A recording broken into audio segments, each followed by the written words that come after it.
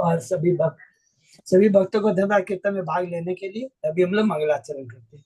ओम अज्ञानतिमिरान्धस्य ज्ञानांजन शलाकया चक्षुरुन्मीलितं येन तस्मै श्री गुरुवे नमः। श्री चैतन्य मनोभीष्टं स्थापितं येन भूतले स्वयं रूप खदा मह्यं ददाति स्वपदान्तिकं। वन्देऽहं श्री गुरु श्रीयुतपदकमलं श्री गुरु वैष्णवांच च श्री रूपं साग्रजातं सहगण रघुनाथं पितं तं सजीवं स्वाद्वैतं सावधूतं परिजं सहितं कृष्ण चैतन्य देवं श्री राधा कृष्ण पादान सहगण ललिता श्री विशाखावितांत च नम ओम विष्णुपादाय कृष्ण पृष्ठाय भूतले श्रीमते भक्ति वेदांत स्वामिन इति नामने। नमस्ते सारस्वती देवे गौरवाणी प्रचारिणे निर्विशेषा शून्यवादी पाश्चात्य देश तारिणे वांछा कल्पतरुभ्यश्च कृपा सिन्धुभ्येव च पतितानां पावनेभ्यो वैष्णवेभ्यो नमो नमः। नमो महावदान्याय कृष्ण प्रेम प्रदायते कृष्णाय कृष्ण चैतन्य नामने गौरत्विषे नमः। हे कृष्ण करुणा सिंधु दीन बंधु जगतपते गोपेश गोपिका कांत राधा कांत नमस्तुते। तप्त कांचन गौरांगी राधे बिंदावनेश्वरी विश्वानुसुते देवी प्रणमामि हरिप्रिये। नीलांचल निवासाय नित्याय परमात्मने बलभद्र सुभद्रायां जगन्नाथाय ते नमः। जय श्री कृष्ण चैतन्य प्रभु नित्यानंद श्री अद्वैत गदाधर श्रीवासादि गौर भक्त बिंद मुखम करोति वाचालम पंगु लंघे यत्कृपातमहं वंदे श्री गुरु मदीन तारिणं परमानंद माधवम श्री चैतन्य ईश्वरम। हरे कृष्ण कृष्ण कृष्ण हरे हरे हरे राम राम राम हरे हरे। श्री श्री मंगलाचरण की जय। शिला प्रभुपाद की जय। हरे कृष्णा। आज की इस भागवतम चर्चा में सभी भक्तों का हार्दिक स्वागत है। सभी भक्तों के चरणों में मेरा सादर दंडवत प्रणाम है। राधा माधव गोविंद राधा गोविंद परम वैष्णव गुरु आचार्य परम भागवतों की असीम कृपा से हम सब भक्त मिलकर से भागवतों की चर्चा कर पा रहे हैं। कैंटो 9 के अंतिम अध्याय है भगवान श्री कृष्ण। अभी भगवान श्री कृष्ण यदुवंश में प्रकट हो गए हैं, होने जा रहे हैं। हरि बोल। और इसके पहले हमने जो 23 अध्याय कंप्लीट किए बहुत ही संक्षेप में दोहराते हैं। अध्याय प्रथम शुरू होता है वैवस्वत मनु, जो कि कौन है? वो कि छठे मनु काल में, चाक्षुष काल में जो सत्यव्रत राजा थे, वही इस 7वें मनु में वैवस्वत मनु होके आते हैं। और उनके पुत्र हैं, या उनकी पुत्री कहेंगे तो अच्छा है, ईला। ईला ईला जो कि जब पुत्र पुरुष बन जाती है तब वो बुद्ध कौन है? चंद्रमा के पुत्र से विवाह कर करके जो एक पुत्र उत्पन्न होता है पुरुरवा के बारे में हम लोगों ने 14वें अध्याय में और बहुत डिटेल में पढ़ा है। ठीक है। इससे कौन सा वंश शुरू होता है? इनसे शुरू होता है चंद्रवंश। हरि बोल। दूसरे अध्याय में हमने यही वैवस्वत मुनि के जो 10 पुत्र हैं उनका वर्णन सुना। और तीसरे अध्याय में हमने शुरू किया वैवस्वत मुनि के जो 3 विशेष पुत्र हैं, सरयाति, उसके बाद में नभग और इच्छवाकु। सरयाति के पुत्री है सुकन्या के बारे में हमने, जिनका चयन से ब्याह हुआ। और इसी सरयाति के 3 पुत्रों में एक पुत्र आनर्द, जिनकी परंपरा में कुदमी आए, जिसकी पुत्री थी रेवती, जिसका ब्याह बलराम से हुआ। चौथे अध्याय में हमने नभग के बारे में पढ़ा, यही वैवस्वत मुनि के पुत्र, जिसके परंपरा में हमने पढ़ा कि महाराज अम्बरीश है। उनकी हम लोगों ने दिव्य भक्ति भगवान के प्रति हम लोगों ने पढ़ा, और किस प्रकार उन्होंने उनके चरणों में दुर्वासा मुनि ने अपराध करने के बाद भी उन्होंने अपराध को नहीं लिया। और 5वें अध्याय में हमने देखा किस प्रकार दुर्वासा मुनि को उन्होंने जीवन दान दिया, अभय दान दिया। उसके बाद में 6वें अध्याय में और एक पुत्र वैवस्वत मुनि के हैं, उनका नाम है इच्छवाकु, जिसकी परंपरा में बहुत महान राजा है, मनदाता हैं, जिनकी 50 पुत्रियां हैं और 3 पुत्र हैं। 50 पुत्रों के बाद शौबरी मुनि से होता है। और किस प्रकार शौबरी मुनि जो कि परम योगी थे, लेकिन एक मछली के जोड़ों को संभोग करते देखते हुए उनमें भी भौतिक आसक्ति तृष्णा जाग जाती है। 50 पुत्रों मंदाता की उसे ब्याह करते, बाद में पछताते हैं, भगवान की भक्ति करके वो भगवान के धाम चले जाते हैं। उनकी 50 मंदाता की 50 पुत्रियां, अर्थात शौबरी मुनि की 50 पत्नियां भी भगवान के धाम चली जाती है। फिर 7वां अध्याय में और आगे बढ़ते हैं। वही राजा मंदाता के परंपरा में हमने देखा कि जो 3 पुत्र है उसमें से एक पुत्र है पुरुकुत्स, उसके परंपरा में एक राजा आते हैं जिसका नाम है सत्यवत त्रिशंकु, और उसी के परंपरा में राजा रोहित आते हैं, जिसका वर्णन 8वें अध्याय में हमने पढ़ा कि राजा रोहित की परंपरा में एक राजा आते हैं सगर। सगर के 2 पत्नियां हैं, तो सुमति और केशिनी, दोनों के बारे में पढ़ा। सुमति के 100 पुत्र होते हैं और केशिनी के असमंजस का पुत्र होता है अंशुमान। तो ये 100 पुत्र हैं। किस प्रकार वो भगवान कपिल के चरण में अपराध करने से वो भस्म हो जाते हैं, और तब केसरी के जो पौत्र हम बोल देंगे, अंशुमान पुत्र है, और अंशुमान का पुत्र सॉरी हाँ असमंजस है, और असमंजस का पुत्र अंशुमान है। किस पर कपिल भगवान को प्रसन्न करता है। कपिल भगवान कहते हैं कि तुम्हारे पिता का जो घोड़ा है इंद्र ने चुरा लिया था, यहाँ पर ही है, इसको तुम लेके चले जाओ, और अपने पुत्रों अपने पूर्वजों का उद्धार तभी होगा जब गंगा इस धरा पर आएगी। तो 9वें अध्याय में हमने देखा कि अंशुमान ने भी ट्राई किया, उसके पुत्र दिलीप ने ट्राई किया, गंगा को धरा पर नहीं ले पाए, लेकिन दिलीप के पुत्र भागी रहते हैं, इस धरा को गंगा लाने में समर्थ होते हैं और अपने पूर्वजों का उद्धार करते हैं। इसी भागीरथ की परंपरा में एक महान राजा आते हैं, हरि बोल, खडवांग महाराज, जिनकी हमने पढ़ा कि किस प्रकार उन्होंने देवताओं के लिए युद्ध किया था। देवता कहते कोई भौतिक फल मांगो, उसने कहा मेरी आयु कितनी है, बोला कि केवल 1 मुहूर्त बाकी है, सब कुछ छोड़ देते हैं और 1 मुहूर्त के अंदर में भगवान की भक्ति करके भगवान के धाम चले जाते हैं। यही चीज सुखदेव गोस्वामी परीक्षित महाराज को कहते हैं, अरे खडवांग महाराज के पास तो कल 1 मुहूर्त था, भगवान के धाम चले गए। हे राजा परीक्षित, तेरे पास तो 7 दिन है। प्रोत्साहित किया राजा परीक्षित को तुमको भगवान की भक्ति करने के लिए, भागवतम कथा सुनने के लिए। बहुत सुंदर वर्णन आता है कैंटो 1 में। अध्याय 10 में वही खडवांग महाराज की परंपरा में राजा रघु के पुत्र अज के पुत्र दशरथ है। महाराज दशरथ के बारे में हमने बहुत डिटेल में पढ़ा। भगवान रामचंद्र स्वयं उनके पुत्र के रूप में प्रकट होते हैं। लक्ष्मण भरत और शत्रुघ्न किस प्रकार वो लीला करते हैं, रावण का उद्धार करते हैं, फिर सीता को लेकर के वो अयोध्या आ जाते हैं। 11 अध्याय में हमने फिर पढ़ा कि किस प्रकार माता सीता को परित्याग करते हैं। बाहरी दृष्टि से हमेशा याद रखें, भौतिक दृष्टि से छाया सीता को ऐसे बोलेंगे तो कभी भी कंफ्यूजन नहीं होगा। जब हम चेतन चरितामृत में पढ़ेंगे, छाया सीता को जो रावण लेगा तो उस छाया सीता का परित्याग करते हैं। लव कुश उनके 2 पुत्र होते हैं। और 12वें अध्याय में पढ़ा उसी कुश की परंपरा में एक राजा आते हैं जिसका नाम है सुमित्र, और यही अंतिम राजा होते हैं सूर्यवंश के। 13वें अध्याय में महाराज निम्न की वंशावली है, ये भी इक्ष्वाकु के पुत्र होते हैं, और इनकी परंपरा में आते हैं महान राजा जनक, जिनकी पुत्री सीता देवी है, जिनका ब्याह रामचंद्र से हुआ। खत्म होता है सूर्यवंश, चंद्रवंश शुरू होता है। अध्याय 14 से शुरू होता है पुरुरवा से, जो कि ईला किसकी पुत्री है, सबको याद रखना है। ईला किसकी पुत्री है, ये है वैवस्वत मुनि की पुत्री, और चंद्रमा के पुत्र है बुध। इन दोनों का ब्याह होता है और उनसे पुरुरवा का जन्म होता है।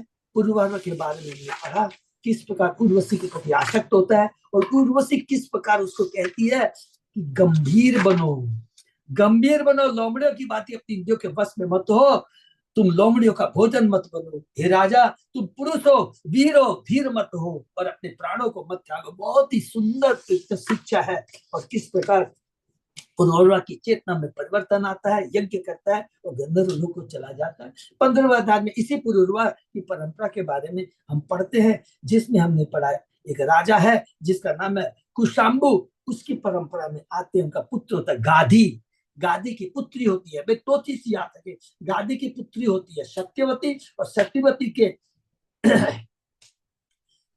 जो पुत्र होते हैं जन्मनाग्नि, और जन्मनाग्नि के पुत्र परशुराम, और उधर गादी के पुत्र कौन है, विश्वामित्र है। तो हमने बहुत डिटेल में परशुराम के बारे में अध्याय 15-16 में पढ़ा, और उसी अध्याय में हमने पढ़ा विश्वामित्र के बारे में, जो कि गादी के पुत्र, उनके 100 पुत्र होते हैं। और परशुराम ने किस प्रकार 21 बार उन्होंने क्षत्रियों का वध किया।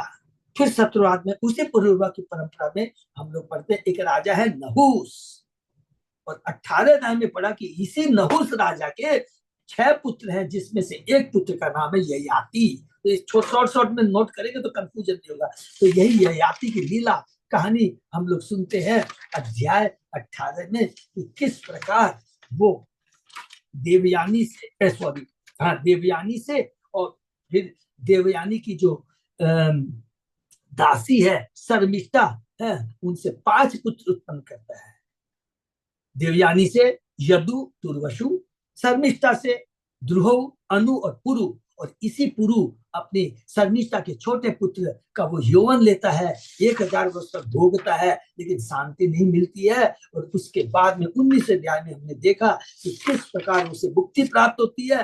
अपनी पत्नी देवयानी को एक बकरा और बकरे की कहानी सुनाता है, और उसको भी सुन कर करके देवयानी में भी विरक्ति का जागरण होता है। वो भी भगवान की भक्ति करती है, भगवान का ध्यान करते हैं, भगवान के धाम चले जाते हैं। फिर वही है, अब 20वें अध्याय से ययाति का जो सबसे छोटा पुत्र है, जिस पुरु, उसकी परंपरा में कौन आते हैं? बहुत सुंदर राजा दुष्मंत। उन्होंने शकुंतला से ब्याह करते हैं। शकुंतला कौन है? विश्वामित्र एवं मेनका की पुत्री है, और उनसे जो पुत्र होता है उसका नाम है भरत। 21वें अध्याय में हम लोग प्रवेश करते हैं। भरत का वंश, भरत का पुत्र कौन है? भरद्वाज। तो कैसे उत्पन्न होता है हमने पढ़ा था। बृहस्पति ने अपने भाई की पत्नी ममता से पुत्र उत्पन्न किया, जिसका नाम है भरद्वाज। इसी भरद्वाज को देवताओं ने भरत को दिया, और इसी भरद्वाज की परंपरा में हमने पढ़ा हरि बोल। राजा कौन आते हैं? दो चीज पढ़ेंगे। एक तो राजा रंती देव है, रंती देव के बारे में पढ़ा कि भगवान के परम भक्त है। उसी भरद्वाज की परंपरा में एक राजा आते हैं अजमीर। फिर अजमेर से हम लोगों ने पढ़ा, ये ध्यान रखेंगे ना, रंती देवी को ध्यान रखेंगे और अजमेर को ध्यान में रखेंगे, क्योंकि अजमेर के 2 पुत्र हैं, मुगदल तथा ऋक्ष। तो मुगदल की परंपरा में हमने पढ़ा कि कृप और कृपी आते हैं। कृपी का ब्याह होता है द्रोणाचार्य से। उसी राजमीर के दूसरे पुत्र हैं ऋक्ष, उसके परंपरा में आते हैं राजा द्रुपद, जिनके पुत्री का नाम है द्रौपदी, और पुत्रों का नाम है धृष्टमन्यु तथा धृष्टकेतु। और समरी में हम लोग जाते हैं। और इसी अजमेर राजा का जो दूसरा पुत्र जो ऋक्ष जो था ऋक्ष है, ऋक्ष की परंपरा में आते हैं राजा प्रतीप। उनके पुत्र होते हैं शांतनु। हरि बोल। शांतनु की पत्नी, 2 पत्नी, गंगा और सत्यवती। तो सत्यवती गंगा से होते हैं भीष्म, और सत्यवती से चित्रराज और विचित्र। विचित्र की 2 पत्नियां हैं, अंबिका और अंबालिका। अंबिका और अंबालिका से उत्पन्न होते हैं, अंबिका से धृतराष्ट्र, अंबालिका से पांडु, और विचित्र की जो दासी है वो से होते हैं विदुर। तो ये धृतराष्ट्र, पांडु और विदुर के बारे में हमने पढ़ा। फिर पांडु के बारे में हमको मालूम है, उनके 2 पत्नी है, कुंती और माद्री। कुंती से युधिष्ठिर, भीम अर्जुन, और माद्री से नकुल और सहदेव हुए।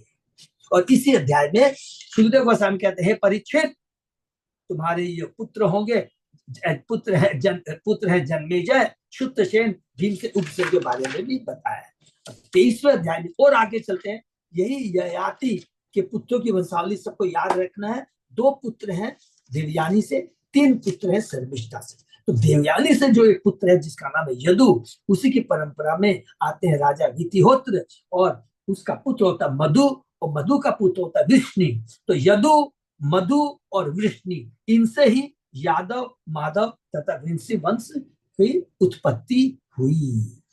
ये हमने पढ़ा। उसके बाद में 24वें अध्याय में हमने पढ़ा कि इसी यदुवंश परंपरा में एक राजा आते हैं विदर्भ। विदर्भ ये थोड़ा सा इंपॉर्टेंट जस्ट नॉलेज के लिए है। तो विदर्भ की परंपरा में एक राजा है आहुक। उसका 2 पुत्र होते हैं, ये बहुत इंपॉर्टेंट है, एक देवक है, एक उग्रसेन।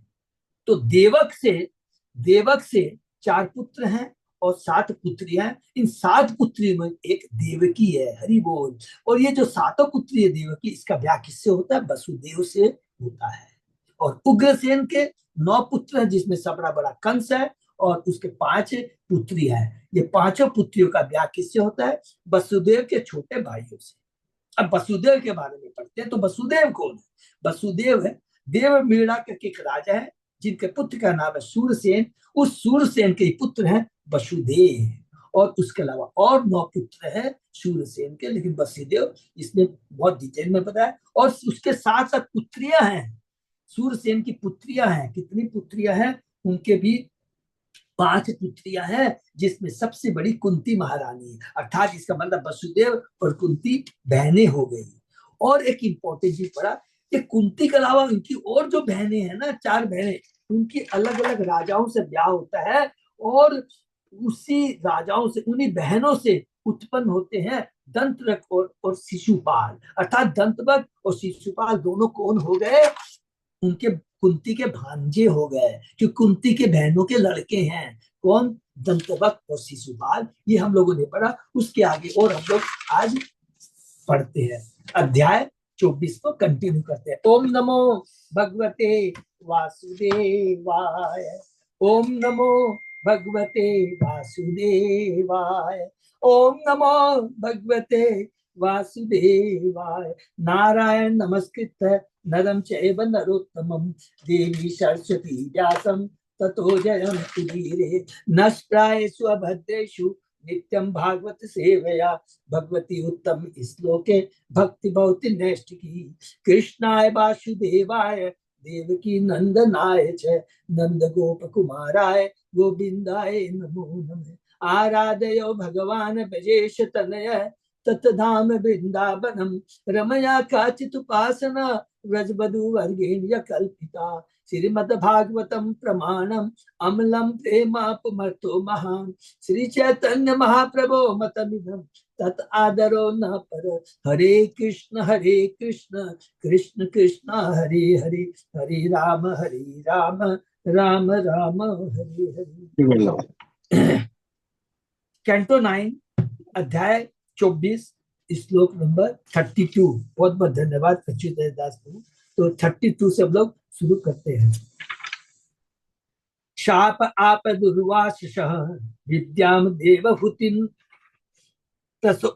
ततोसितात तस्या वीर्य परीक्षार्थम आजुहाव रविं शुचि। एक बार जब, ये बहुत इंपॉर्टेंट है, ये कुंती महारानी के लिए बताया गया है। एक बार जब दुर्वासा पिता माने कुंती के पिता कुंती के घर पर अतिथि बने, तो पिता ने अपनी सेवा से उन्हें प्रसन्न कर दिया। तो उसे ऐसी योग शक्ति प्राप्त हुई जिससे वह किसी भी देवता का आह्वान कर सकती थी। पवित्र कुंती ने इस योग शक्ति के प्रभाव की परीक्षा करने के लिए तुरंत ईश्वर देव का आह्वान किया। तदेवोपागतम देव वीक्ष विस्मित मानसा प्रत्ययार्थ प्रयुक्ता में या ही देव क्षमस्व में। जो ही कुंती ने सूर्य का आह्वान किया, वे तुरंत के पास समझ प्रकट हो गए। इस पर वह अत्यधिक चकित हो गई। उसने सूर्यदेव से कहा, मैं तो इस योग शक्ति के प्रभाव की परीक्षा करी थी। खेद है कि मैंने आपको व्यर्थ बुलाया। कृपया वापस आए और मुझे क्षमा कर दी। अमोघम देव संदर्शनम दर्शमादे त्वयि चात्मजमम योनिर यथा न दुष्येत करता हम ते सुमध्यमी। सूर्य देव ने कहा, हे सुंदरी पिता, देवताओं से तुम्हारी भेंट व्यर्थ नहीं जा सकती, अतः मैं तुम्हारे घर में वीर स्थापित करता हूँ जिससे तुम एक पुत्र उत्पन्न कर सको। मैं तुम्हारे कुमारे को अक्षत रखने की व्यवस्था कर दूंगा, क्योंकि तुम अब भी अविवाहिता लड़की हो। वैदिक सभ्यता का यदि विवाह के ऊपर कोई लड़की शिशु को जन्म दे तो उसके साथ कोई विवाह नहीं करता। इसलिए जब सूर्य देव ने पिता के समक्ष उपस्थित होकर उसे शिशु देना चाहा तो पिता को उलझन हुई, क्योंकि वह कुमारी थी। किंतु सूर्यदेव ने उसके कुमारे को अच्छत रखने के लिए उसे ऐसा शिशु देने की व्यवस्था की जो कान से उत्पन्न हुआ था, इसलिए उसका नाम कर्ण हुआ। यह प्रथा है कि अक्षतयोनि रहते लड़की विवाही जाए, अर्थात उसका कुमारी भंग न हो। विवाह के पूर्व कुमारी को शिशु उत्पन्न नहीं करना चाहिए। इति तस्याम से आधाय गर्भ सूर्यो दिवम गतः सद्य कुमारम संजज्ञे द्वितीय इव भास्कर। यह कहकर सूर्यदेव ने पिता के घर में अपना विस्थापित किया और वे सब लोग वापस चले गए। उसके बाद कुंती के एक जो पुत्र हुआ जो दूसरे सूर्य की तरह था। तमसा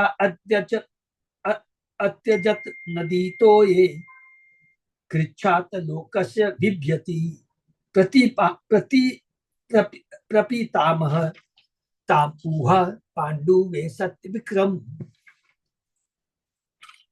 चूंकि कुंती लोगों की आलोचना से भयभीत थी, अतः उसे बड़ी कठिनाई से पुत्र स्नेह छोड़ना पड़ा।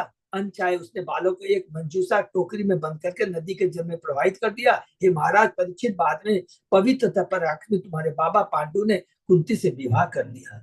सुत देवाम तु कारुषो वृद्ध शर्मा समग्रहित यश्याम अभूत दंत वक्र ऋषि सप्तो दिते सुत। करुष के राजा वृद्ध शर्मा ने कुंती की बहन, अब ये कुंती की बहनों के बारे में बताया जा रहा है। कुंती की बहन सुत देवा के साथ विवाह किया और उसके गर्भ से दंतवक उत्पन्न हुआ। संकादि मुनियों से स्थापित होने के कारण दंतवक पूर्व जन्म में दीति के पुत्र हिनाच के रूप में उत्पन्न हुआ था। ये जस्ट नॉलेज के लिए रख लेना, यही। और ये सबको मालूम है, लीला मालूम है, कोई को कंफ्यूजन नहीं होता है, ये सब भगवान की लीला है। सत्य युग में हिरणाक्ष हिरण्यकशिपु, त्रेता युग में रावण कुंभकर्ण, द्वापर युग के अंदर में शिशुपाल दंतवक, ये तीनों जो है भगवान की लीला, भगवान के जय विजय परम भक्त हैं। तो वही जो हिरणाक्ष जो सतयुग में था, वही जो कि कुंभकर्ण था, वही अब दंतवक के रूप में यहाँ आया है। केकयोदिष्ट केतु च सुत कीर्तिम अविंदतः संत दर्नादयो तस्याम पंचाशन केकया श्रुता। केकराज धृष्टकेतु ने कुंती की एक और बहन है सुत कीर्ति के साथ विवाह किया। चित कीर्ति से संतर्दन आदि 5 पुत्र उत्पन्न हुए। नेक्स्ट, राजादि देवयाम आवंत्यो जयशीन अजनिष्ठ दम घोष चेती राज सुत शवशम अग्रहित। कुंती की अन्य बहन राजादी देवी के गर्भ से जयसेन ने विंद तथा अनुविंद नामक 2 पुत्रों को जन्म दिया। इसी प्रकार चेदी राज्य के राजा धर्मघोष ने दूसरी बहन है सुत श्रवा से विवाह किया। शिशुपाल सुत तस्य कथित तस्य संभव देव भाग्यस्य कक्षायाम चित्रकेतु बृहदबलो। सुत श्रवा माने जो बहन है, किसकी है? कुंती की बहन है, सबसे लास्ट बहन है। कब? पुत्र शिशुपाल था, जिसके जन्म का वर्णन पहले ही सिंहभाग के 7वें स्कंद में हमने किया जा चुका है, कि हमने पूरा था कि शिशुपाल जो भगवान से ईर्ष्या करता था, उसे कैसे मुक्ति प्राप्त हुई, वो कैसे उसको भगवान ने उसका कैसा उद्धार किया। ये बात कौन बताते हैं? हम लोगों ने पढ़ा था। नारद जी किसको बताते हैं? युधिष्ठिर महाराज को बताते हैं, 7वें स्कंद में हमने पढ़ा था। वसुदेव के भाई देवभाग की पत्नी कंसा ने 2 पुत्रों को जन्म दिया, जिनके नाम थे चित्रकेतु तथा बृहदबल। ये बहुत इंपॉर्टेंट है चित्रकेतु के बारे में। तो ये कौन हो गए? अब कंस की जो 9 कन्याएं हैं, याद है ना सब? कंस की कन्याओं का ब्याह किससे हुआ है? वसुदेव के सारे छोटे भाइयों से। देखिए सबका एक दूसरे से रिलेशन है। कंसवत्याम देवश्रवशः सुवीर इशुमान तथा बक कन्नात तु कन्या कंक्यानाम सत्यजीत पुरुजीत तथा।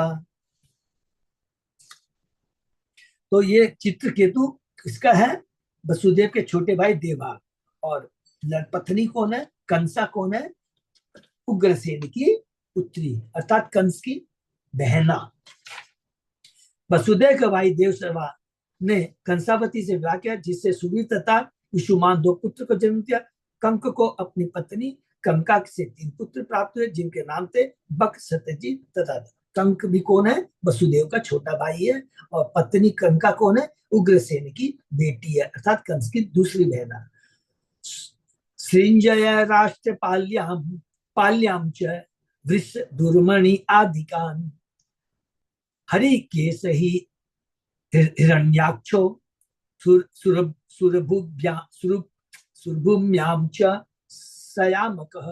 राजा सिंजय की उसकी पत्नी राष्ट्रपालिका से वृष, दुर्मर्शन आदि पुत्र हुए। संजय कौन है? वही वसुदेव का छोटा भाई है। और राष्ट्रपालिका कौन है? वही उग्रसेन की और अन्य बेटी है। राजा सम्यक ने उसकी पत्नी सूर्यभूमि से 2 पुत्र उत्पन्न किए, जिसके नाम थे हरिकेश तथा हिरण्याक्ष। मृषकेश्याम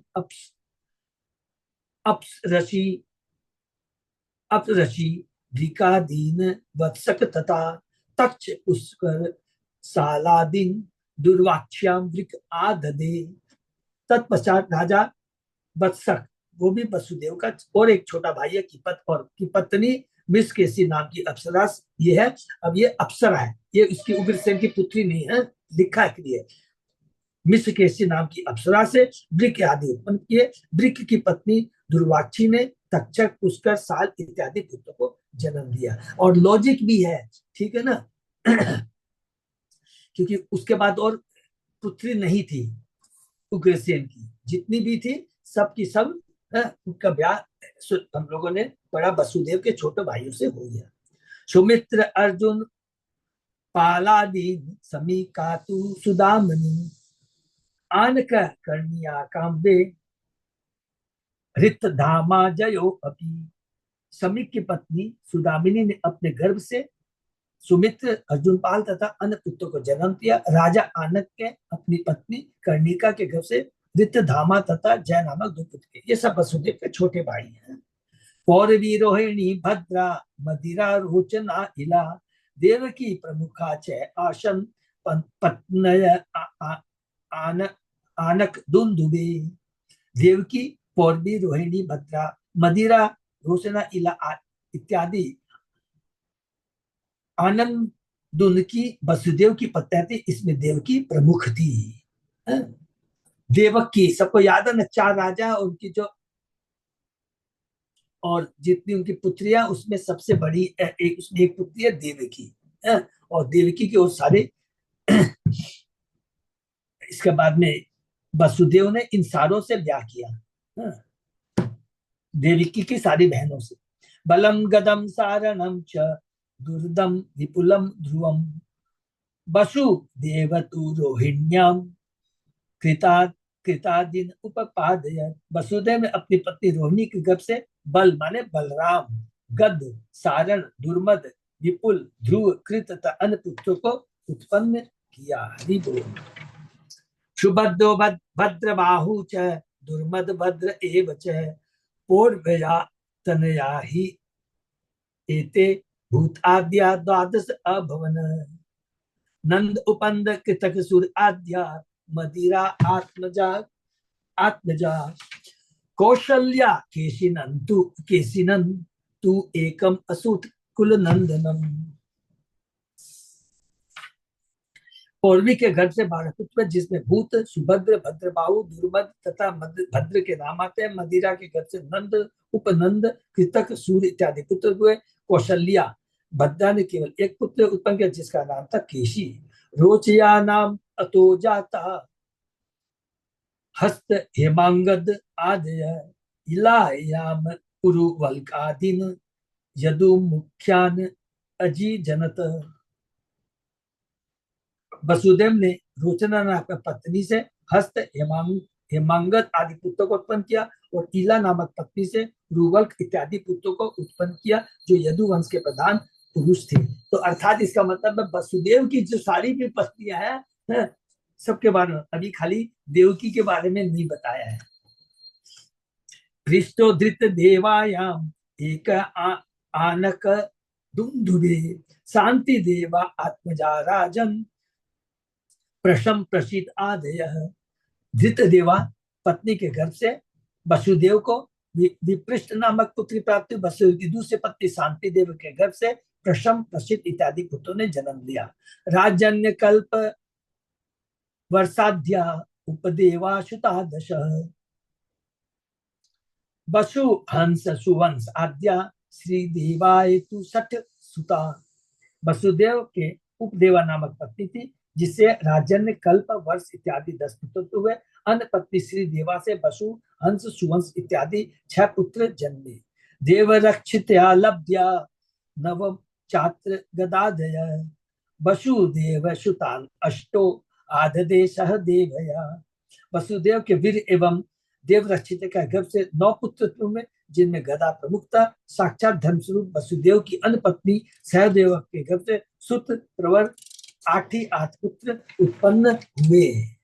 प्रवर्षुत मुख्यांच साक्षात धर्म वसुनिव वसुदेव तो देवाक्याम अष्टपुत्रान् अजीजनतः कीर्तिमन्तं सुशेषणं च भद्रसेनम् उदारदी ऋजुं समर्दनं भद्रं शर्क संकर्षणम् अहि ईश्वरम् अष्टम तु तयो आसीत् स्वयमेव हरि किल सुभद्रा च महाभागा तव राजन पितामही।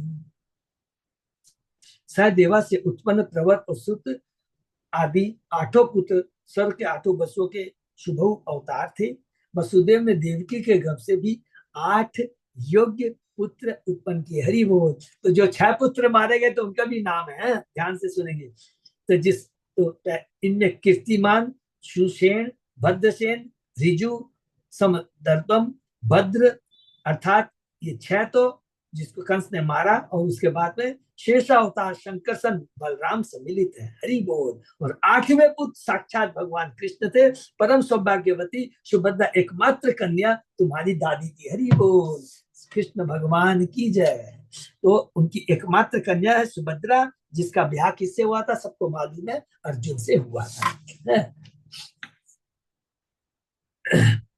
55वें श्लोक में कहा गया स्वयमेव हरि किल, जिससे सूचित होता है कि देवकी का 8वां पुत्र कृष्ण भगवान है। कृष्ण अवतार नहीं, अवतारी है। ये तो भगवान हरि एवं उनके अवतार में कोई अंतर नहीं, किंतु कृष्ण आदि परम पुरुष है, ये पूर्ण ईश्वर है। अवतारों में ईश्वर की कुछ ही प्रतिशत शक्तियां पाई जाती है, किंतु कृष्ण तो संपूर्ण ईश्वर है, जो देवकी के 8 पुत्र के रूप में प्रकट हुए हैं। क्योंकि सबको वो बाद में हम लोग बात करेंगे। कृष्ण में 64 गुण है, विष्णु में 60 गुण है, 55 गुण है शिव में, और 50 गुण में ब्रह्मा, और हम सारे जीवों में भी है। लेकिन ब्रह्मा में पूर्ण रूप से हमारे काफी हद तक, और हम बद्ध जीव में उन 50 गुणों के थोड़े थोड़े गुण है। तो ये हम लोगों ने पहले पढ़ा है। यदा यदा ही धर्मस्य क्षयो विदिश्य पाप मन तथा तु भगवानीश आत्मानम सिजते हरि। जब जब धर्म की हानि होती है, अधर्म की वृद्धि होती है, तब तब परम नियंता भगवान श्री हरि स्वेच्छा से प्रकट होते हैं। जिन दिनों से भगवान इस धरा पर अवतरित होते हैं, उसकी व्याख्या इस श्लोक में उन्होंने इन्हीं दिनों की व्याख्या भगवान ने भगवद गीता में भी की है। यदा यदा ही धर्मस्य गलानि भवति भारत अभ्युत्थानम धर्मस्य तदात्मानं सृजामि। ये भारत जब जब और जहां जहां धर्म का हास होता है और धर्म का प्राधान्य होता है,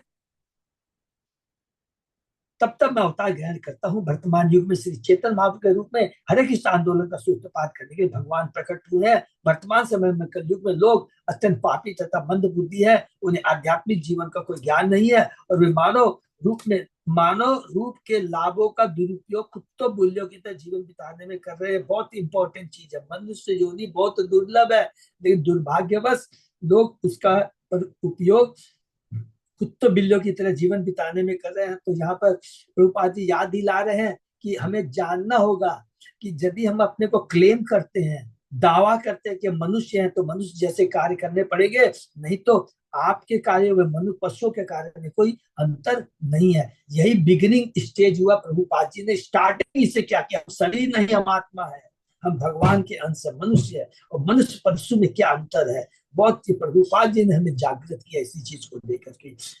ऐसी परिस्थितियों में श्री चैतन्य महाप्रभु ने हरे कृष्ण आंदोलन का सूत्रपात के, जो कृष्ण से अभिन्न है। यदि कोई इस आंदोलन से संबंध जोड़ता है तो भगवान के सानिध्य में आता है। लोगों को हरे कृष्ण मंत्र कीर्तन का लाभ उठाना चाहिए, और इस कलयुग में उत्पन्न सारी समस्याओं से छुटकारा पाना चाहिए। हरि बोल। न ही अश्य जन्मनो हेतु कर्मणो महीपते आत्म माया विदेशस्य परस्य द्रष्टुरात्मनो। ये महाराज परिचित भगवान के प्राकट्य तिरोधन या कर्मों का एकमात्र कारण उनकी निजी इच्छा है, कोई अन्य कारण नहीं है। परमात्मा रूप में वे सर्वज्ञ, फलस्वरूप ऐसा कोई कारण नहीं जो उन्हें प्रभावित करता हो, यहाँ तक कि सकाम कर्मों के फल भी नहीं। हरि बोल। इस श्लोक में भगवान एवं सामान्य जीव का अंतर बताया गया है। सामान्य जीव को अपने विगत कर्मों के विशेष प्रकार का शरीर प्राप्त कर्मणा देवन जंतु देहो पपत। जीव कभी भी स्वतंत्र नहीं होता और स्वतंत्र रूप से कभी भी प्रकट नहीं हो सकता। हरि बोल। प्रत्युत उसे अपने कर्मों के अनुसार माया द्वारा उस पर थोपे गए शरीर को स्वीकार करना होता है। जैसा कि भगवद गीता में कहा गया, यंत्राणु रानी माया। यह शरीर एक प्रकार का यंत्र है जिसे माया ने भगवान के निर्देशन जीव को प्रदान किया है, माने ये भौतिक शरीर। अतः जिस जीव को अपने कर्म के अनुसार माया द्वारा प्रदत्त शरीर को स्वीकार करना पड़ता है, जैसा हमारा कर्म होगा उनसे इस 84 लाख में से कोई एक योनि मिल सकती है। चींटी की भी मिल सकती है, देवता की भी मिल सकती है, लेकिन याद रखना चाहिए इसके प्रति भ्रमित नहीं होना है, क्योंकि सभी भौतिक जगत में है और सारा नाशवान है।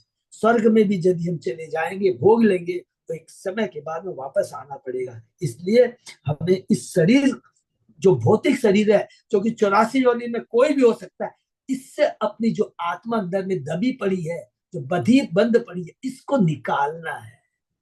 और हमको ये 84 लाख की कोई योनि नहीं चाहिए, इसको निकाल करके, क्योंकि भगवान के हम लोग शाश्वत अंश हैं, पुत्र हैं, उनके पास ले जाना है।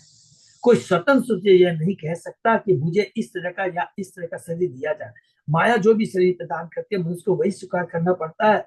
ऐसे ही है सामान्य जीव की स्थिति। इसमें एक सेंटेंस और जोड़ लेंगे, जो शरीर माया प्रदान करती है, ये तो ठीक बात है, और उससे बड़ी बद्ध जीवन क्या है, उसी चीज के, उसी शरीर के प्रति आसक्ति हो जाती है।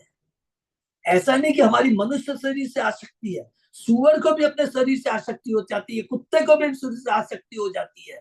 अगर सुअर को बोला जाए तेरे को शरीर त्याग करके तेरे को मनुष्य का शरीर दे दे, वो राजी नहीं होगा। ये है आसक्ति।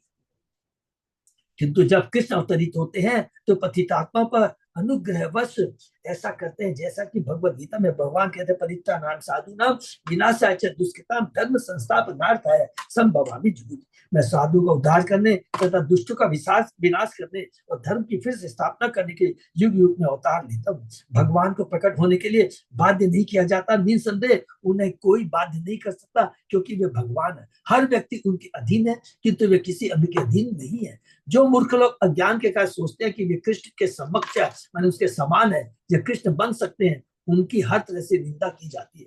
कोई न तो कृष्ण के तुल्य न उनके बढ़कर है, इसलिए उन्हें सममौधर्व कहा गया है। विश्व को उसके अनुसार माया शब्द का प्रयोग मिथ्या अहंकार के रूप में किया जाता है। और नाम अपराध में भी सबसे हमने पढ़ा है, दूसरा अपराध है कि भगवान कृष्ण को देवताओं के समान या उनसे बढ़ के समझना, ये भी बहुत बड़ा अपराध है।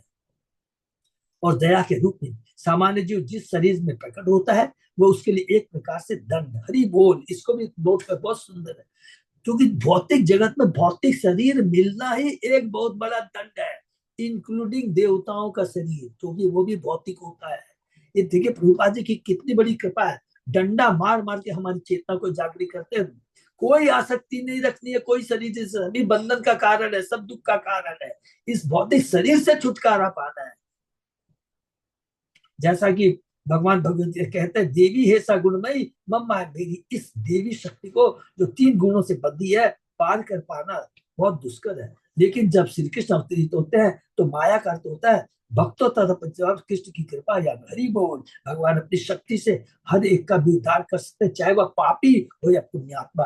क्योंकि भौतिक जगत में भगवान पाप और पुण्य कर्म को महत्व तो नहीं देते हैं। भगवान तो कहते हैं इस भौतिक जगत से निकलना है, क्योंकि पुण्य और पाप कर्म आध्यात्मिक दृष्टि से दोनों समान है, दोनों टेम्परेरी है। पाप कर्म करेंगे तो नरक में जाएंगे, पुण्य कर्म करेंगे तो स्वर्ग में जाएंगे। कुछ समय के बाद में क्या है कि ये पुण्य कर्म भी क्षीण होते हैं। इसलिए हमको कभी भी भौतिक जगत, भौतिक शरीर के प्रति आसक्ति नहीं रखनी है। यत माया चेष्टितम पुंस स्थिति उत्पत्ति अपययाय अपयया ही अनुग्रह तत निवृत्ते आत्मलाभाय चेष्यति।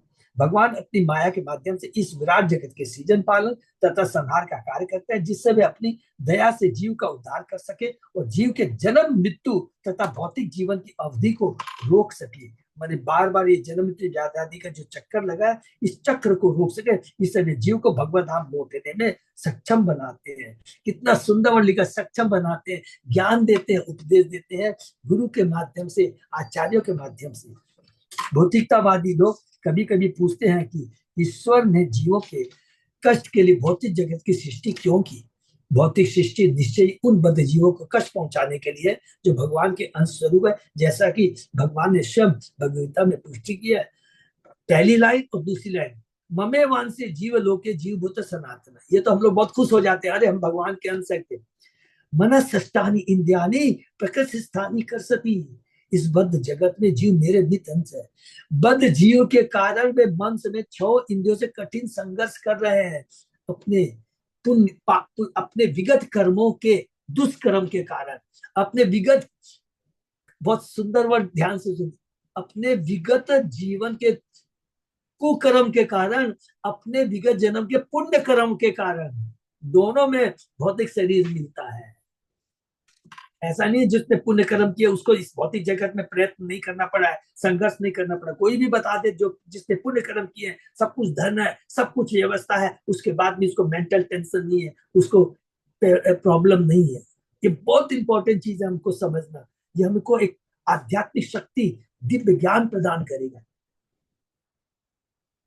सारे जीव भगवान के अंश हैं, तो गुणात्मक से भगवान के समान है, किंतु मात्रा के रूप में, क्वांटिटी में उन्हें महान अंतर है, क्योंकि भगवान असीम है और जीव सीमित। इस पर भगवान में असीम आनंद में शक्ति होती है, किंतु जीव में यह सीमित होती है। आनंदमय अज्ञात देवांत वेदांत सूत्र में कहा है, भगवान तथा जीव दोनों ही गुणात्मक दृष्टि से आत्मा होने के शांतिपूर्ण भोग करना चाहिए, किंतु जब भगवान का अंश दुर्भाग्य स्वतंत्र रूप से कृष्ण के बिना भोग करना, कृष्ण के बिना भोग करना चाहता है, तो उसे भौतिक जगत में डाल दिया जाता है, जहां वो अपना जीवन ब्रह्मा से प्रारंभ करके धीरे धीरे एक चींटी या मल के कीट के पत्थर उतार दिया जाता है। हरि बोल। यही मनस्ष्टानी ज्ञानी प्रकृति स्थानी कर सकती है। तो इसे जो सेकंड लाइन हम कभी रिपीट नहीं करते, खाली बोल देते ममेवान से जीव लोग, लेकिन याद रखना भगवान को बहुत दुख होता है कि मेरी आत्मा बद्ध जीव बंद कर करके इस भौतिक जगत में दुख पा रही है। जीवन के लिए महान संघर्ष चलता है, क्योंकि माया द्वारा बद्ध किया जीव पूरी तरह प्रकृति के बस में रहता है। प्रकृति कर्माणी गुणे कर्माणी शरस है। मनुष्य अपने सीमित ज्ञान के कारण सोचता है कि वह इस भौतिक जगत में भोग रहा है। मनस्ष्टानी ज्ञानी प्रकृति स्थानी कसती, वास्तव में वह प्रकृति के पूर्ण वशीभूत रहता है, फिर भी वह अपने को स्वतंत्र मानता है। ये कितनी इंपॉर्टेंट बात है, फिर भी अपने को स्वतंत्र मानता है। इसलिए भगवान गीता में कहते हैं अहंकार विमूढ़ आत्मा कर्ता हुई मनते, अहंकार मूर्खता के चलते, अज्ञानता के चलते वो अपने को कर्ता मानता है, जबकि वास्तव में वो किसके अधीन है, प्रकृति के अधीन है। जब वह चिंतन पर ज्ञान के द्वारा ऊपर उठकर ब्रह्म से तादात्म्य होना चाहता है, तो भी यही रोग चलता रहता है। आरुह्य कृच्छेन परम पदम तथा पतन पतंति यदा, बहुत सुंदर है भागवत का 10वें कैंटो का। ये अभी हम लोग बस शुरू ही करने जा रहे हैं, पहुंचेंगे। उस परम पदम को प्राप्त करके निर्वेश ब्रह्म तदीन होकर भी वह पुनः भौतिक जगत में आगे। तो इसको भी प्लीज सबको मालूम, फिर भी नोट कर याद करके भूलेंगे, क्योंकि ब्रह्म ज्योति में भी चले जाते हैं, आध्यात्मिक जगत में भी चले जाते हैं, लेकिन चूंकि भक्ति नहीं है, कृष्ण का आश्रय नहीं है, कृष्ण का कृपा नहीं है, उसको भी भौतिक जगत में आकर के गिरना पड़ता है। इससे बद्ध जीव इस जीवन के लिए इस जगत में महान संघर्ष करता है। तो भगवान उस पर अनुग्रह के इस जगत में प्रकट होते हैं और उसे शिक्षा देते हैं, कर्मी मत बनो, ज्ञानी मत बनो, तुम्हें मेरा भक्त बनना है। क्योंकि ज्ञानी जो कि ब्रह्म ज्योति तक में भी चला जाता है, उसको भी वापस आना पड़ता है। इस बार भगवद गीता भगवान के यदा यदा ही धर्मस्य गलाने भवति भारत अभ्युत्थानं धर्मस्य तथात्मानं सृजामि। ये भारत, जब जब धर्म का ह्रास होता है और धर्म का प्राधान्य होता है, तब तब मैं स्वयं अवतरित होता हूँ। असली धर्म, देखिए असली धर्म कृष्ण की शरण ग्रहण करना है, यही असली धर्म है, यही परम धर्म है। लेकिन विद्रोही जीव कृष्ण की शरण में न ग्रहण करके कृष्ण जैसा बनने के लिए संघर्ष के दौरान अधर्म में लग जाता है। अतः कृष्ण अनुग्रह जीव को अपनी असली स्थिति समझाने के लिए, समझने के लिए अवसर प्रदान करने हेतु इस सृष्टि की रचना करते हैं, अर्थात हमारे करेक्शन के लिए, कि तुम्हारे में जो गलत फहमी है, इस भौतिक जगत में आओ, झटका खाओ, कष्ट पाओ, फिर भगवान कहते हैं कि कोई बात नहीं, मैं आ गया हूँ। मेरे गुरु मेरे शिष्य, मेरे पथ प्रदर्शक जो भी है, हमारे गुरु, उनसे ज्ञान प्राप्त कर करके, अपनी गलती का एहसास कर करके, मेरी भक्ति करके पुनः तुम मेरे पास आ सकते हो। भगवत गीता तथा ऐसे ही वेदिक ग्रंथ इसलिए भेंट किए जाते हैं कि जीव कृष्ण से अपने संबंध को समझ सके। वेदस्य सर्वे वेद्यो, ये सारे वैदिक ग्रंथ मनुष्य को यह समझाने के लिए है कि वह क्या है, उसकी असली स्थिति क्या है और भगवान से उसका क्या संबंध है। यही ब्रह्म जिज्ञासा है। हर बद्धात्मा संघर्षरत है, किंतु मानव जीवन से सबसे अच्छा अवसर प्रदान करता है कि वह अपनी स्थिति को समझे। मानव जीवन उससे सबसे अच्छा अवसर प्रदान करता है कि वह अपनी स्थिति को समझे। इसलिए इस श्लोक में अनुग्रह निवृत्ति कहा गया है, जो सूचित करता है कि जन्म मृत्यु के चक्र से मिथ्या जीवन को समाप्त किया जाना चाहिए और बद्धात्मा को शिक्षा दीजिए चाहते देना चाहिए। सृष्टि का यही प्रयोजन है, सृष्टि करने का यही उद्देश्य है। जैसा कि नास्तिक सोचते हैं कि सृष्टि मन माने ढंग से उत्पन्न नहीं हुई। असत्यम अप्रतिष्ठम ते जगताउर अनिश्वरम अपस्परम संभुतम किमन्यत काम हेतुकम। उनका कहना है कि यह जगत असत्य है, उसका कोई आधार नहीं है तथा इसका नियंत्रण करने वाला कोई ईश्वर नहीं है। यह तो कामेच्छा से उत्पन्न होता है और कामाशा के अतिरिक्त इसका कोई अन्य कारण नहीं है। भगवत गीता में नास्तिक धूर्त सोच, ये नास्तिकों की सोच है, प्रवृत्ति है कि ईश्वर नहीं है और यह सृष्टि वैसे ही संयोग बन गई है जिस स्त्री तथा पुरुष का मिलन संयोग की बात होता है और तब स्त्री गर्भवती हो जाती है और शिशु को जन्म देती है। लेकिन वास्तव में यह सत्य नहीं है। तथ्य तो यह है कि इस सृष्टि के पीछे एक प्रयोजन है, वह बद्ध जीव को उसकी मूल चेतना कृष्ण भावना तक लौटने का अवसर प्रदान करना, जिससे वह भगवत धाम वापस जाकर आध्यात्मिक जगत में पूर्णतः सुखी रह सके। इस जगत में बद्ध जीव को अपने इंद्रियों को तुष्ट करने का अवसर प्रदान किया जाता है, किंतु साथ ही उसे वैदिक ज्ञान द्वारा सावधान किया जाता है कि भौतिक संसार उसके सुख का असली स्थान नहीं है। जन्म मृत्यु जरा व्याधि दोषानुदर्शन। भगवत गीता 13 मनुष्य को जन्म मृत्यु के चक्र को बंद जन्म मृत्यु के चक्र को बंद करना होगा। तो हर मनुष्य को चाहिए कि इस सृष्टि में आकर कृष्ण को कृष्ण से अपने संबंध को समझे और इस भगवत धाम को वापस जाए। अक्षोहिणीनाम पति भी अशूरे नृप लांछने भुव आक्रम्य मानाय अभाराय कृतोद्यम। यद्यपि सरकार हथियाने वाले असुरगण सरकारी व्यक्तियों का वेश बनाए रहते, किंतु उन्हें सरकार के कर्तव्यों का ज्ञान नहीं होता। फलस्वरूप ईश्वर की व्यवस्था से ऐसे महान सैन्य शक्ति से असुर एक दूसरे से लड़ते भिड़ते हैं और इससे पृथ्वी की सतह से असुरों का महान भार घटता है। ये असुर भगवान की इच्छा से अपनी सैन्य शक्ति बढ़ाते हैं, जिससे उनकी संख्या घट जाए और भक्तों को कृष्ण भाव में प्रगति करने का अवसर प्राप्त हरि वो। जैसा कि भगवत कहा गया, परित्राणाम साधूनाम विनाशाय च। साधुजन अर्थात भगवान के भक्त कृष्ण भावनित को अग्रसर करने के लिए सदैव इच्छुक रहते हैं, जिससे बद्धजीव जन्म मृत्यु के बंधन से मुक्त हो सके। किंतु असुरगण कृष्ण भक्त आंदोलन में बाधक बनते हैं। तो कृष्ण ऐसे विभिन्न असुरों को समय समय परस्पर आपस में लड़ाते रहते हैं, जो अपनी सैन्य शक्ति बढ़ाने में अत्यधिक रुचि रखते हैं। सरकार अथवा राजा का कर्तव्य बिना आवश्यकता के सैन्य शक्ति बढ़ाना नहीं है, उनका असली कर्तव्य तो यह देखना है कि प्रजा कृष्ण भावना भावित में अग्रसर हो। इसलिए कृष्ण भगवद गीता में कहते हैं, चातुर्वर्ण्य मया सृष्टम पूर्ण कर्म प्रकृति के 3 गुणों तथा निर्दिष्ट कार्य के अनुसार मैंने मानव समाज के 4 विभाग किए हैं। मनुष्य का एक आदर्श वर्ग होना चाहिए जो प्रामाणिक ब्राह्मण हो और उन्हें सभी तरह का संरक्षण प्रदान किया जाता है, क्योंकि ब्राह्मण ही वास्तव में बताता है कि जीवन का लक्ष्य क्या है। इसलिए ब्राह्मण को बहुत महत्व दिया। तो वो ब्राह्मण देवाय वो ब्राह्मण हिताय च। कृष्ण को ब्राह्मण अत्यंत प्रिय है। ब्राह्मण कृष्ण भावना को अग्रसर कराने वाले हैं और गौवे शरीर को सतोगुणी बनाए रखने के लिए पर्याप्त दूध देते हैं। हरि बोल। तो गौ और ब्राह्मण का कितना महत्व है। क्षत्रिय को तो सरकार को ब्राह्मणों के द्वारा ही सलाह दी जानी चाहिए। राजा को क्षत्रिय को ब्राह्मण के निर्देशन में सरकार चलानी चाहिए। वैश्य को पर्याप्त अन्न उत्पन्न करना चाहिए और शूद्रों को जो अपने आप को लाभ विकार नहीं करते चाहिए कि वे तीनों वर्णों ब्राह्मण क्षत्रिय की सेवा करें। यह भगवान की व्यवस्था है जिससे बद्धजीव भौतिक जगत से छूटकर भगवदान वापस जा सके। कृष्ण द्वारा पृथ्वी पर अवतार लेने का यही प्रयोजन है। हरि बोल। देखिए कृष्ण ने जन्म लिया, हमने अभी पढ़ा कि देवकी माता के गर्भ से 8वें पुत्र कृष्ण हुए हैं, लेकिन कृष्ण का इस धरा पर आने का उद्देश्य कितना सुंदर प्रभुपाद जी ने अपने तात्पर्य के गीता में हमें समझा दिया। हर व्यक्ति को चाहिए कि कृष्ण के कार्यकलापों को समझे। जन्म कर्म चाहे निधि में यो वेति तत्वता त्यक्ता देहम पुनर्जन्म नैति मामेति सो। यदि वह इस पृथ्वी पर कृष्ण के आगमन और उनके कार्यकलापों के उद्देश्य को समझ लेता है तो वह तुरंत मुक्त हो जाता है। यह मुक्ति की सृष्टि निर्माण और कृष्ण द्वारा इस पृथ्वी पर अवतार ग्रहण करने का प्रयोजन है। कि सृष्टि क्यों की है इसका बहुत सुंदर डिटेल में वर्णन यहाँ पर प्रभुपाद जी ने तात्पर्य के माध्यम से बता दिया। असुरगण ऐसी योजना बनाने में सदैव रुचि दिखाते हैं जिसमें लोगों को कुत्ते बिल्ली शुक्रों की तरह कठिन चले। तो आज के युग में जितना भी डेवलपमेंट होता है, जितने भी आविष्कार हो रहे हैं, वो खाली कुत्ते बिल्ली के कार्यों को प्रोत्साहित करने के लिए, खाली भौतिक सुख को बढ़ाने के लिए, भौतिक भोग के लिए खाली चीजें बढ़ रही है। किंतु कृष्ण के भक्तगण तो लोगों को कृष्ण भक्त सिखलाना चाहते हैं जिससे वे सरल जीवन से कृष्ण भक्ति में तुष्ट है। यद्यपि असुरों ने उद्योग तथा कठोर श्रम के लिए अनेक योजनाओं की सृष्टि है जिससे लोग दिन रात पशुओं की तरह काम करें, किंतु सभ्यता का उद्देश्य यह नहीं है। ऐसे प्रयास तो जगतो अहित अर्थात जनता के दुर्भाग्य के निमित्त है।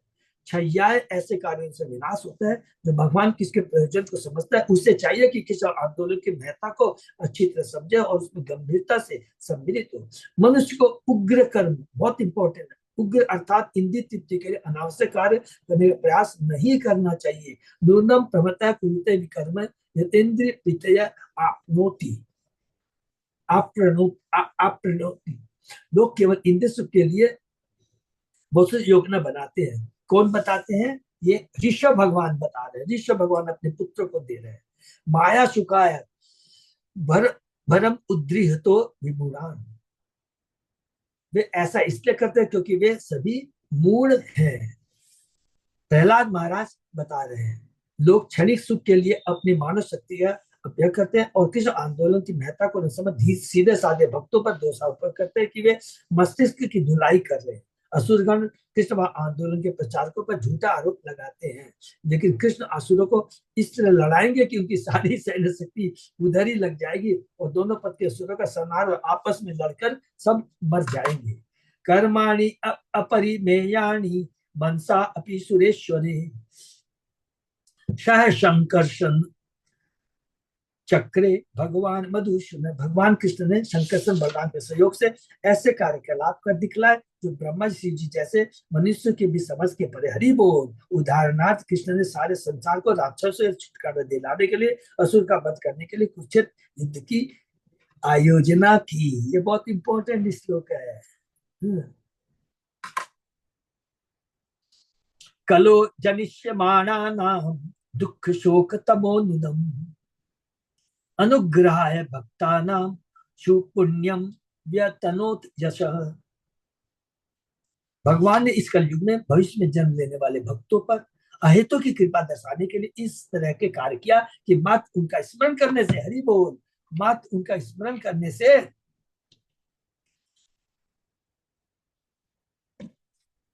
मनुष्य संसार के सारे शोक संताप से मुक्त हो जाएगा। दूसरे शब्दों में उन्होंने इस तरह कार्य किया जिससे सारे भावी भक्तजन भगवद गीता में कथित कृष्ण के उद्देश्यों को ग्रहण करके संसार के कष्टों से छुटकारा पा सके। भक्तों की रक्षा एवं असुरों का वध भगवान के दोनों ही कार्य साथ साथ चलते। हरि बोल।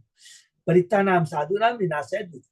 कृष्ण वस्तुतः साधुओं या भक्तों के उद्धार करने के लिए प्रकट होते हैं, किंतु असुरों को मारकर वे उन पर दया दिखलाते हैं। ये बहुत इंपॉर्टेंट है, सबको क्लियर होगा कि असुरों को मारकर उनकी जो आश्रय प्रवृत्ति है, जो आसुर कार्य, तो उस पर रोक लगा देते हैं। नहीं तो क्या है, अभी तो जो कुकर्म किया हो सकता है कि 1 जन 2 जन 3 जन भोगना पड़े, लेकिन कुकर्म करते चले जाएंगे तो अनगिनत जन्म में मनुष्य योनि मिलेगी, कुत्ते की योनि, नरकों में जाना पड़ेगा। इसलिए जो कुकर्मी है, गलत काम करता है, इसीलिए उसको दंड दिया जाता है, उसी को फांसी की भी सजा दी जाती है जिससे कि आगे उसको और कोई कष्ट भोगना ना पड़े। अतः भगवान चाहे मारे या रक्षा करे, वसुतः भक्त दोनों पर ही दयालु होते। बहुत इंपॉर्टेंट श्लोक है। यस्मिन् सत्कर्म पीयूषे यश तीर्थ वरे असक सकृत स्वतांजलि उप स्पृश्य धूनुते कर्म वासना। शुद्ध हुए दिन शुद्ध हुए दिव्य कामों से भगवान के यश को ग्रहण करने मात्र से भक्तगण प्रबल भौतिक इच्छाओं या सकाम कर्मों की व्यवस्था से तुरंत ही मुक्त हो जाते हैं। अच्युत अजय दास प्रभु। हरे कृष्णा प्रभु। हाँ प्रभु। क्या करना प्रभु, कर सकते हैं क्या इसको 5-7 भक्त मिनट? लोग रेडी हो तो 5-7 मिनट करके कंप्लीट कर सकते हैं सब अच्छा कोई। रहेगा है प्रभु। हाँ, तो कर कर लेते लेते हैं हैं। फिर है। हाँ ओके प्रभु। जब भक्तगण भगवत गीता से भागवत में वर्णित भगवान के कार्यक्रमों का श्रवण करते हैं तो उन्हें तुरंत ही दिव्य दृष्टि प्राप्त होती है। अर्थात श्रवण बहुत इंपॉर्टेंट है, जिसके पश्चात वे भौतिकवादी कार्य से तनिक भी रुचि नहीं रखते। श्रवण अर्थात जब भगवान की वाणी है, भगवान के बारे में जो सुनते हैं, तो जो सुनना होता है और जो जो चीज हम सुनते हैं दोनों दिव्य होते हैं। भगवान के बारे में सुनना ये दिव्य चीज है और ये दिव्य वाणी है। तो इससे क्या होता है, हमारी जो भौतिकतावादी शैली है, जो भौतिक चेतना है, वो रुक जाती है, वो कम हो जाती है। इस तरह उन्हें भौतिक जगत से मुक्ति मिल जाती है। लगभग हर व्यक्ति इंद्र तृप्ति के लिए भौतिकवादी कार्यकलापों में लगा रहता है, जिससे जन्म मृत्यु जरा व्याधि की प्रक्रिया बढ़ती जाती है। किंतु भक्त मात्र भगवत गीता का संदेश सुनकर तथा भागवत की कथाओं का स्वाद लेकर इतना शुद्ध बन जाता है कि उसे भौतिकतावादी करने की कोई रुचि नहीं रहती। हरि बोल। इस समय पश्चिमी देशों में भक्तगण कृष्ण भाव द्वारा आकृष्ट हो रहे हैं और भौतिक कार्यकलापों से विकृष्ट हो रहे हैं। इसलिए लोग इस आंदोलन का विरोध करने का प्रयत्न कर रहे हैं, किंतु यूरोप तथा अमेरिका में भक्तों के कार्यकलापों पर कृत्रिम लोन लगाकर वे इस आंदोलन को रोक नहीं सकते। यहाँ पर श्रोतांजलि रूप उप स्पृश्य शब्द बताते हैं कि भगवान के दिव्य कार्यकलापों के शरण मात्र से भक्तगण इतने शुद्ध हो जाते हैं कि उन्हें सांसारिक सकाम कर्मों का दूषण व्यापता नहीं, उन पर कोई भी असर नहीं करता। अन्य अभिलाषिता शून्य आत्मा के लिए भौतिकतावादी कार्यकलाप व्यर्थ है। अतः भक्तगण ऐसे कार्यकलाप से मुक्त हो जाते हैं। भक्तगण मुक्ति में स्थित रहते हैं, ब्रह्म भूयाय कल्पते। अतः उन्हें उनके भौतिक घरों तथा कार्य से फिर में वापस नहीं बुलाया जा सकता। हरि बोल। भोज वृष्टि अंधक मधु सूरसेन दशारह के श्लाघनीय हित शाश्वत कुरु संजय पांडुवी। स्निग्ध स्मित इच्छित उदारे वाक्य विक्रम लीलया नृलोकम रम रम रम रमयामाश मूर्तिया सर्व अंग रमयया। भगवान कृष्ण ने भोज विष्णु अंधक मधु सूरसेन दशारह कुरु संजय तथा पांडु के वंशों की सहायता से विविध कार्यकलाप संपन्न किए। अपनी मोहक मुस्कान, अपने स्नेही आचरण और अपने आदेशों और गौरव धारण करने जैसी अलौकिक लीला द्वारा भगवान ने अपने दिव्य शरीर में प्रकट होकर सारे मानव स्वर को प्रबुद्धित किया। बहुत इंपॉर्टेंट श्लोक है, देखिए बहुत सिंपल कि उन्होंने जितने भी ये बताता है कि ये जितने भी है भगवान जब स्वयं आते हैं तो सारे देवताओं को, अपने पार्षदों को सब लेके आते हैं। उनके माध्यम से वो सारे इस भौतिक जगत में जितने अधर्मी लोग को मारते हैं, धर्म की व्यवस्था करते हैं और लोग भक्तों को आनंद प्रदान करते हैं। प्रमुदित किया उन्होंने। लोकम रमया मासे मूर्तिया सर्वांग रमया शब्द महत्वपूर्ण है, कृष्ण आदि रूप है। अच्छा, भगवान को यहाँ पर मूर्तिया सबसे बताया गया। मूर्ति का अर्थ रूप। कृष्ण का ईश्वर कभी निराकार नहीं होते, कृष्ण या ईश्वर कभी निराकार नहीं होते। निराकार स्वरूप तो उनके दिव्य शरीर की अभिव्यक्ति। हरि बोल।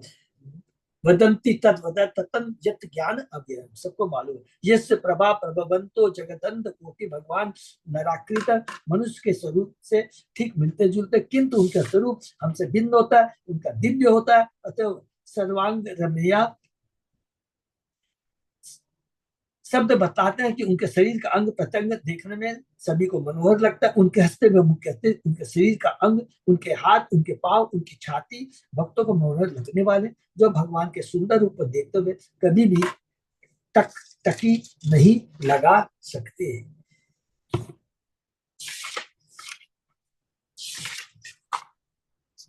यस्याननं मकर कुंडल यश यश यस्याननं मकर कुंडल चारु कर्ण भ्राजत कपोल सुभगम सविलास हासम नित्य उत्सवम न तत्रिपु दृश्य विपंतये नार्य नराच मुदिता कुपिता निनीच। कृष्ण का मुखमंडल मकराकृति के कुंडलों से सुसज्जित है, उनके कान सुंदर है, उनके गाल चमकीले हैं और उनकी हंसी हर एक को आकृष्ट करने वाली है। जो भी कृष्ण का दर्शन करता है मानो उत्सव देख रहा, हरि बोल। उनका मुख तथा शरीर देखने में हर एक को पूर्णतः तुष्ट करने वाले। लेकिन भक्तगण शिष्टा से क्रुद्ध है कि उन्होंने उनकी आंखों के झट में वरदान उत्पन्न कर दिया। कौन है? गोपियां कहती है, किसको दोष देती है? ब्रह्मा जी को दोष देती है कि तुमने मेरा हमारी कैसी आंखें बनाई है, पलक बना दी है, भगवान को एक टक नहीं देख सकते हैं। जैसे ईश्वर भगवान ने भगवत ने कहा, मनुष्य नाम सहस्त्र तो कश्चित यति सिद्धे जत तापि सिद्धानाम कश्चित माम वेति तत्वतः। हजारों मनुष्य मुझको एक सिद्धि के लिए प्रयत्न करता है और उन्होंने सिद्धि प्राप्त, और जिन्होंने सिद्धि प्राप्त कर दी है उनमें से मुश्किल से कोई एक मुझे वास्तव में जानता है। जब तक कोई कृष्ण को समझने के योग्य नहीं होता तब तक वह पृथ्वी पर कृष्ण की उपस्थिति को समझ नहीं पाता। भोज, वृश्चिक, अंधक, पांडव तथा कृष्ण से संबंधित अनेक अन्य राजाओं में से कृष्ण एवं वृंदावन के निवासियों के घनिष्ठ संबंध विशेष तौर पर विचार करने के योग्य है। इस संबंध को इस श्लोक में नित्य उत्सवम न त्रिपुर दृश्य भी पीवंत शब्दों द्वारा बताया गया है। विशेषतः वृंदावन के निवासी यथा गोप, गाय, बछड़े, गोपियां कृष्ण के माता पिता कभी भी तुष्ट नहीं हुए। हरि बोल। यदि भी वे कृष्ण के सुंदर मुखमंडल का निरंतर दर्शन करते थे। ये है दिव्य रूप की दिव्य शक्ति, आकर्षक। यहाँ पर कृष्ण के दर्शन को नित्य उत्सव कहा गया है। वृंदावन के निवासी लगभग हर क्षण उनका दर्शन करते थे, किंतु जब वे गांव से चरागाह के में गायों तथा बछड़ों को चराने जाते तो गोपियां अत्यंत दुखित होती थी, क्योंकि वे देखती थी कृष्ण रेत पर नंगे पांव चल रहे हैं, उनके चरण कमल कंकड़ गड़ रहे हैं, जिनसे वे उनके वक्ष स्थलों पर इसलिए नहीं धारण करती थी क्योंकि वे सोचती थी उनके वक्ष स्थल पर्याप्त मात्रा में मृदु नहीं है। ऐसा सोचकर ही गोपियां प्रभावित हो जाती थी और अपने घरों में रो पड़ती थी। कृष्ण की ये मित्र तुल्य गोपियां कृष्ण को निरंतर देखती थी, लेकिन पलके कृष्ण को देखने में बाधा डालती थी, अतः वे दृष्टा ब्रह्मा जी को कोसती रहती थी। इसलिए यहाँ पर कृष्ण के मुख की सुंदरता का विशेष वर्णन है। नवम स्कंद के अंतिम इस 24वें अध्याय में हम कृष्ण के सौंदर्य के विषय में संकेत पाते हैं। जब हम दसम अध्याय बहुत ध्यान से पढ़ेंगे, जब हम दसम स्कंद की ओर बढ़ रहे हैं, अब हम दसम स्कंद की ओर बढ़ रहे हैं, जो कृष्ण का शीर्ष माना जाता है, आश्रय तत्व है। संपूर्ण समय भागवत पुराण साक्षात कृष्ण का स्वरूप है और दसम स्कंद उनका मुख मंडल है। हरि बोल। इस श्लोक में यह संकेत मिलता है कि उनका मुख कितना सुंदर है। कृष्ण का हसीला मुख, उनके गाल, होठ, कान के आभूषण, उनका पान चबाना, हरि बोल। गोपियां इन सबका सूक्ष्म निरीक्षण करती थी। देखिए गोपियां कितनी इंटेलिजेंट, इतना साधारण मत समझना में कितना वर्ड लिखा है। गोपियां इन सबका सूक्ष्म निरीक्षण करती थी और इस तरह दिव्य आनंद प्राप्त करती थी, यहाँ तक कि वे कभी भी कृष्ण का मुख देखकर संतुष्ट नहीं होती थी, अपितु वे शरीर बनाने वाले की भजना करती कि उनकी हे ब्रह्मा, तुमने पलके क्यों बनाई जिनसे उनकी दृष्टि में रुकावट आती थी। इस तरह गोप मित्रों या कृष्ण के मुख मंडल को सजाने में रुचि रखने वाली यशोदा माता से भी बढ़कर गोपियां कृष्ण के मुख सौंदर्य की प्रशंसा करती थी। हरि बोल। जातो गत तिथि गृहात ब्रज मेदितार्थो हत्वा रिपुंसुत सतानि कृतो रुदार उत्पाद्यतेषु पुरुष क्रतुभि समिजे आत्मान आत्मम निगमम प्रथयंजनेषु आत्मनिगमम प्रथयन जनेशु। भगवान कृष्ण लीला पुरुषोत्तम कहलाते हैं। वे वसुदेव के पुत्र में के रूप में उत्पन्न हुए, किंतु तुरंत ही अपने पिता का घर छोड़कर अपने विश्वास पात्र भक्तों के साथ प्रेम व्यवहार करने के लिए वृंदावन चले गए। कितना सुंदर वर्ड लिखा है। वृंदावन उन्होंने अनेक ईश्वर का वध किया और फिर द्वारका लौटा, जहां उन्होंने वैदिक नियमों के साथ अनेक श्रेष्ठतम इष्टों के साथ विवाह किए, उनके सैकड़ों पुत्र उत्पन्न किए और गृहस्थ जीवन के सिद्धांत को स्थापित करने अपनी ही पूजा के लिए अनेक यज्ञ। एक चीज हम लोगों ने मार किया, ये 2-4 श्लोक के अंदर पूरी कृष्ण लीला बता दिया है, पूरा देख लीजिए आप। जैसा कि भगवत गीता में कहा गया है, वेदस्य सर्वमेव वेद, सारे वेदों के द्वारा कृष्ण को ही जाना जाता है। भगवान कृष्ण अपने आश्रम से एक आदर्श स्थापित करते हुए देववर्णित अनेक अनुष्ठान संपन्न किए और अनेक पत्नियों के साथ विवाह करके तथा उनसे संतान उत्पन्न करके लोगों को यह दिखाने के लिए कि वैदिक नियमों के साथ रहकर किस तरह सुखी बना जा सकता है, गृहस्थ जीवन के नियमों की स्थापना की। हरि बोल। कृष्ण वैदिक यज्ञ के केंद्र बिंदु है। वेदस्य सर्वमेव विद्यु। मनुष्य जीवन प्रगति करने के लिए मानव समाज को स्वयं भगवान कृष्ण द्वारा गृहस्थ जीवन में प्रदर्शित वैदिक सिद्धांतों का पालन करना चाहिए। किंतु भगवान कृष्ण के प्राकृतिक असली उद्देश्य तो यह दिखलाना था कि मनुष्य भगवान के साथ प्रेम व्यापार में किस तरह भाग ले सकता है। भवावेश में प्रेम व्यापार का आदान प्रदान वृंदावन में ही संभव है। इसलिए वसुदेव के पुत्र के रूप में प्रकट होते उन्होंने तुरंत वृंदावन के लिए प्रस्थान किया। वृंदावन में उन्होंने न केवल अपने माता पिता गोपों तथा गोपियों के प्रेम व्यापार में भाग लिया, अपितु अनेक असुरों को मारकर उन्हें मोक्ष प्रदान किया। जैसा कि भगवत गीता में कहा गया है, परित्राणाम साधूनाम विनाशाय च दुष्कृताम। भगवान भक्तों की रक्षा करने एवं असुरों का वध करने के लिए प्रकट होते हैं। उन्होंने अपने आचरण से इसे भली बातें दिखला दिया। भगवत गीता में अर्जुन भगवान को पुरुषम शाश्वतम दिव्यम के रूप में समझता है। यहाँ भी हमें उत्पाद्य तेषु पुरुष शब्द मिलते हैं। इसलिए हमें यह निष्कर्ष निकालना होगा कि परम ब्रह्म एक पुरुष है। वो निराकार रूप तो उनके व्यक्तित्व का एक प्रकार है, अंततोगत्ता में पुरुष है, साकार रूप है। निराकार जो उनकी शरीर से निकलने वाली ब्रह्म ज्योति है, वो निराकार है। वे न केवल पुरुष ही है, अपितु लीला पुरुषोत्तम है और सभी पुरुषों में श्रेष्ठ है। इसलिए पुरुषोत्तम सारे पुरुषों में उत्तम है और लीला लीला कर कर करके हम बद्ध जीवों को शिक्षा देते हैं, आनंद प्रदान करते हैं। पृथ्व्या सवे गुरुभरम छपयम कुरुणाम अंत समुत्त कलिना युधि भूपचम्ब दृष्टिया विधूय विजये जय उद्घोष्य प्रोच्यो उद्धवाय च परम समगात स्वधाम। तत्पश्चात भगवान श्री कृष्ण ने संसार का भाव करने के लिए पारिवारिक सदस्यों के बीच मनमुटाव उत्पन्न किया, अर्थात मोसन लीला। जब भगवान ने सारे कार्य कंप्लीट कर दिए तो उन्होंने एक लीला की कि आपस में सदस्यों के मनमुटाव उत्पन्न किया। उन्होंने अपनी चित्तवन मात्र कुरुक्षेत्र की युद्ध में सारे आसुरी राजाओं का संहार कर दिया और अर्जुन को विजय घोष किया। अंत में वे उद्धव को दिव्य जीवन तथा भक्ति के विषय में उपदेश देकर अपने आधुनिक में अपने धाम को वापस चले गए। मौसम लीला, कुरुक्षेत्र की लीला, दिव्य ज्ञान उद्धव के माध्यम से, अर्जुन के माध्यम से दिव्य लीला किया। वृंदावन में गोपियों के माध्यम से बहुत सुंदर सारा पूरा भगवत गीता भागवतम का पूरा वर्णन यहाँ पे सुंदर है। तो परित्राणाम साधूनाम विनाशाय च दुष्कृताम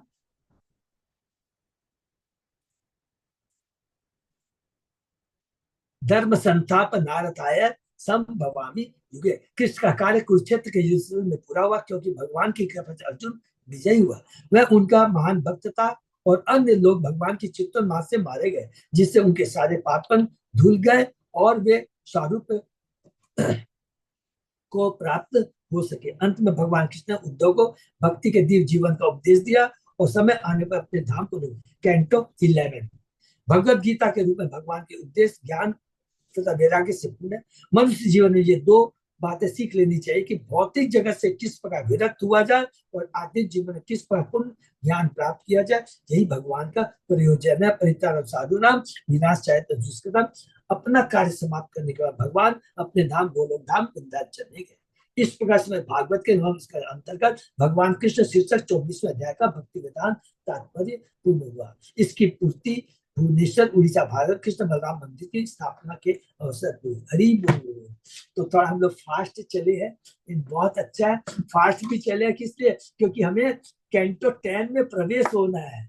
और देखिए लास्ट श्लोक को बहुत ध्यान से पढ़ना है। 50 समझ लीजिए 55 से 56 श्लोक से लेकर लास्ट श्लोक तक में पूरी कृष्ण लीला के बारे में, कृष्ण भक्ति के बारे में, भौतिक जगत के बारे में, जीव की स्थिति के बारे में, भौतिक जगत के प्रति किस प्रकार अनासक्ति और किस लिए भगवान भौतिक जगत की स्थापना करते हैं हमारा को करेक्शन करने के लिए।